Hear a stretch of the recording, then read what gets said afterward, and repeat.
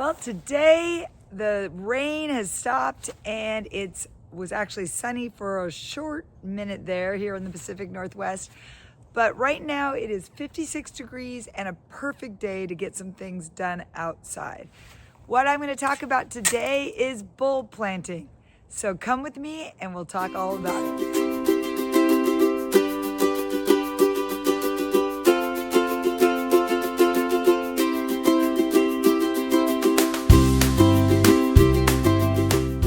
Okay, well, I'm ready to plant my bulbs, and I had to do a little bit of prep work first.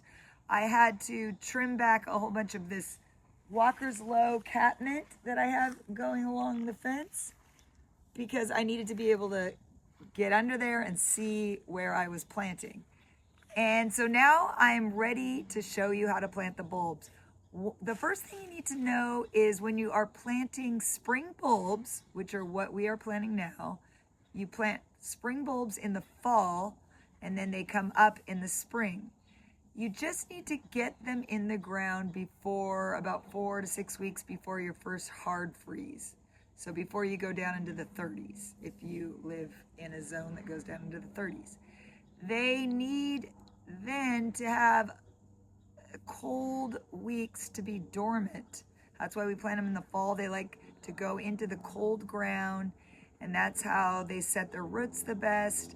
And about 16 weeks later, they start to pop up. So that's depending on the bulb that you're planting. So that's the basic things you need to know. So it's the first week of November here in zone 8. I could have planted them in October, but the beginning of November is totally fine.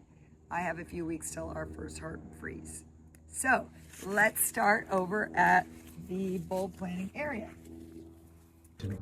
Okay, so up here where I'm gonna plant my 40 tulips, and I have 2 bags of 20, I'm gonna just separate them in 3 different clumps.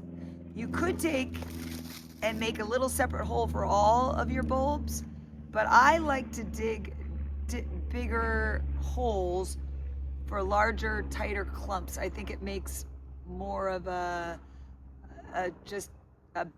bang for your buck when they come out if you're not planting hundreds and hundreds of them. So I'm gonna start, and I'm gonna break my 40 bulbs into somewhat even 3 holes. So the first thing you need to know is what a bulb looks like. And it just kind of looks like a clove of garlic. And you need to know the top is the point and the bottom is down here.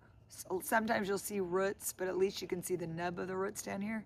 So just think of a clove of garlic. So you want to always kind of think bulbs need to be planted from their bottom about 2 to 3 times the depth of the bulb. So let's say this is 2 inches. I want to go 5, 6 inches. I go always a little less deep because you can run into some troubles if you go too deep. So I go about 5 inches. So you can see right here, I dug my hole, and if you can see on that ruler, it's a little dirty. It went down to 5 inches to where the base of my bulb is gonna go. So I put that in there like that, but I've already prepared a second hole over here to show you what's next. So this is what it would look like. I put my bulbs, you can do it any way you want. You really can. I kind of generally make a circle and then fill it in. And like I said, generally they'll say maybe twice the size of your bulb as far as spacing apart. But I like them in a thicker clump, and a lot of people do. So I have them about 1 spacing of their actual bulb apart. And then after that, I am just going to, I don't have my gloves on, but this is real-time gardening here with me. I'm going to just put my dirt back on top of them. And you don't want to press down on it or anything like that. You want the soil nice and light. And when I'm done with all the holes, I'll kind of perfect it even more. So And there, it's all light. I can get out all my stuff here. And there it is. And what I would normally do, I don't have a stick right here, but I'll take my ruler. I might put just a little twig or something in the middle of my hole so that I kind of remember that that's where they're coming up in case I don't see them, or if I was about ready to plant another perennial in the spring, I know that right here is where my bulbs are coming up, so I don't want to plant anything there. And that is all there is to it. You don't even need to fertilize or anything, because when you're just planting them in their first year, their bulb alone really has all the nutrients they need. And in the Pacific Northwest, I start all over with my tulips every year. They just don't do as well the second or third year for me.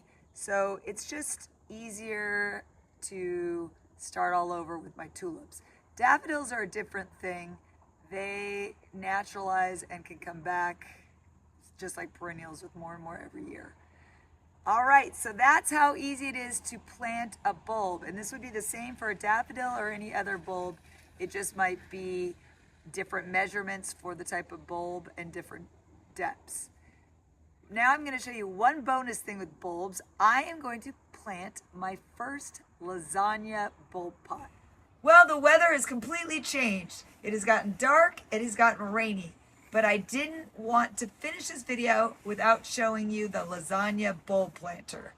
It's so cool. I've never done it, but I've seen it, and so I'm excited to try it here with you. So all you need is a big pot. The bigger the better, because little pots, the soil can get compacted and your roots can rot. So you want a big pot. You want to put some gravel at the bottom or some shards of clay pot, something to keep it so it can really drain well out of the drain holes. And then you want your potting soil. So I've got my potting soil, and I've got 3 different types of plants. I've got my late spring bulbs, which will go on the bottom. You want to start with your late spring on the bottom. And then my mid-spring is going to go above that. And then my early spring, which are the tiny little bulbs, that this one has iris, crocus, and something else, Chianodoxa, that I can't probably pronounce right. Anyways, those are going to go on top. And so, it'll also usually be your largest to your smallest bulb. But so, let's open up. I'm just going to dump them in where the rain comes crashing down again. Get them out of my bag. This is my biggest, and root size down, the little point up, and I'm going to spread them around. You could have them really close together. The only thing you want to keep in mind is when we put the next layer on, try not to put it exactly above it. Try to keep it in different areas, which you can feel when you put the next one on. It usually finds its way out regardless if you got it on top anyways. But let's see. Gotta get my glasses on. Okay, so you can see there's my first layer. Now all I'm gonna do is add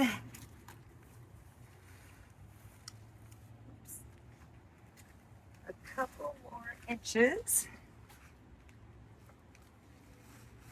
of dirt on top. I've got some leaves in here.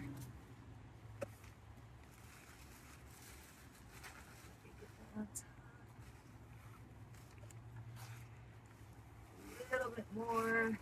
So you can see there's only a couple inches. So you can kind of feel around where your other ones were. And like I said, don't worry too much about that because they kind of find their way out. So this is my mid-spring bulb. Late spring was on the bottom. Looks like I have more of these.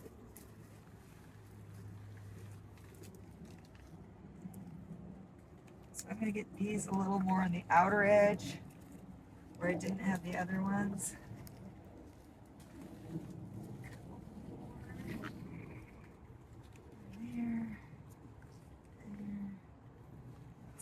Okay, there's my mid-spring. Now, I put my last layer, just like lasagna, on top.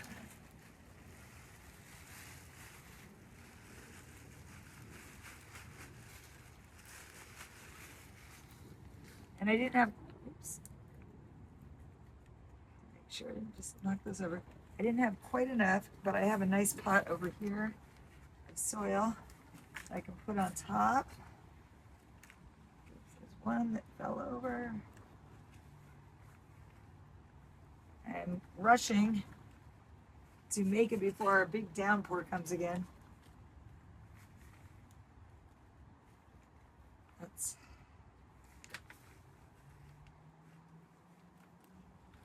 Okay, that should be good. I have a few leaves in there. And then I'm ready for the little tiny ones and the early spring bloomers. I'm gonna dump these out and then place them around. See how much smaller these are, so they won't need very much dirt on them, but again, pointy side up.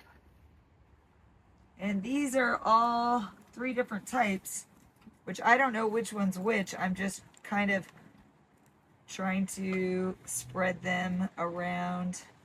So there's different ones in different places. Not one type is all grouped together. And let's see here. Really excited to see what this is going to look like. I just love getting excited for bulbs in the very end of winter, really early spring, because you have to wait a little longer for your annuals and even your perennials to bloom. And this gives you something that comes out really early in the season, and it just keeps going since we have so many different things planted in here.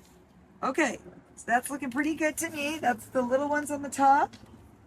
Now I'm going to cover it really gentle there with a light covering.